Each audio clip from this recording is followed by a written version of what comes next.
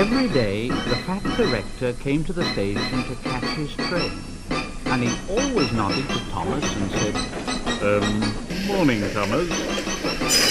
There were lots of trucks in the yard, and Thomas had to push and pull them into their right places. He worked hard. He knew now that he wasn't so clever as he'd thought, and he wanted to learn all about trucks so as to be a really useful engine. But on the siding, by themselves, were some trucks that Thomas was told he mustn't touch. There was a small coach, some flat trucks, and two queer things his driver called cranes. "That's the breakdown train, Thomas, and when there's an accident, the workmen get into the coach and the engine takes them quickly to help the hurt people and to clear and mend the line. The cranes are for lifting heavy things like engines and coaches and trucks." One day, Thomas heard an engine whistling. "Help! Help!" And a goods train came rushing through very fast. "Help! Help!" The engine, a new one called James, was frightened. His brake blocks were on fire, and smoke and sparks streamed out on each side. "They're pushing me! They're pushing me! Those silly trucks are pushing me!" And the trucks just laughed. "Ha ha! Ha ha! Ba-ba-bong, ba-ba-bong, ha ha! Ha ha! Ba-ba-bong." Poor James disappeared under the bridge.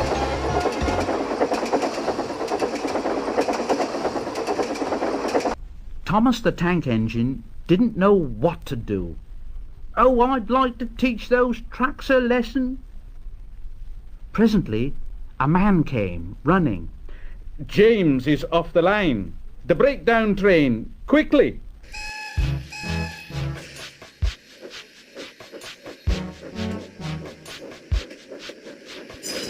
So Thomas was coupled on.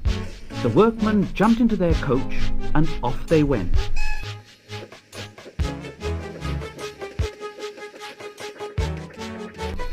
Thomas worked his hardest. Faster, faster. Oh, bother those trucks and their tricks. I only hope poor James isn't hurt.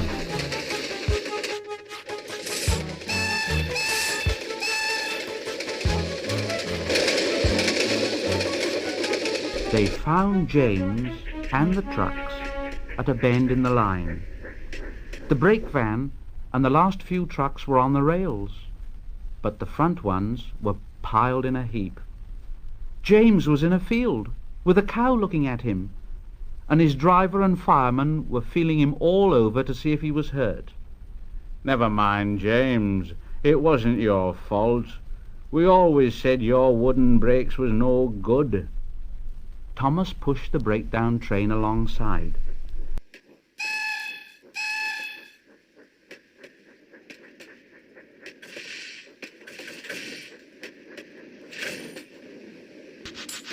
Then he pulled the unhurt trucks out of the way. Oh dear! Oh, don't hurt us, Thomas! Don't hurt us, Thomas! "It serves you right! It serves you right!" Puffed backwards and forwards all the afternoon, and he scolded the trucks. "This'll teach you a lesson! This'll teach you a lesson!" And the trucks answered in groany, creaky sort of voices, "Yes, it will! Yes, it will! Oh!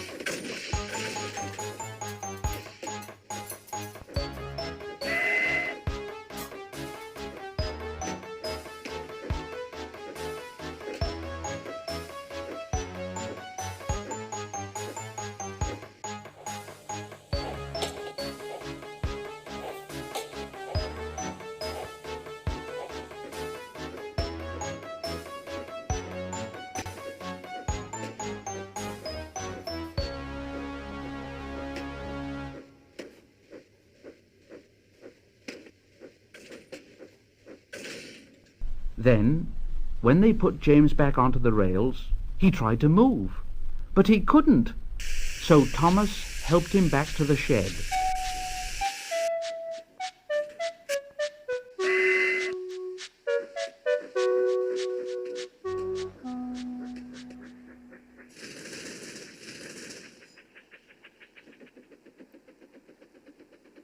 The fat director was waiting anxiously for them. Well, Thomas, I've heard all about it, and I'm very pleased with you.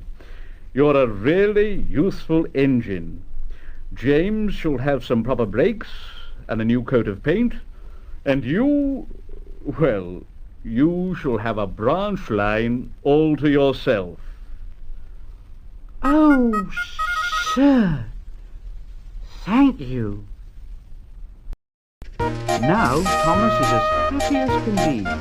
He has a branch line all to himself and puffs proudly backwards and forwards with 2 coaches all day.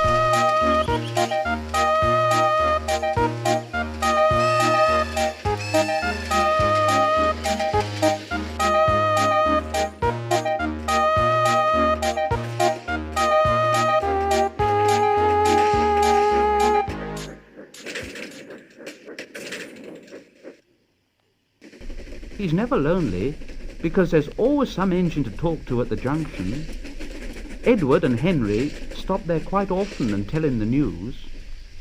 Gordon is always in a hurry and doesn't stop, but he never forgets to say to Thomas,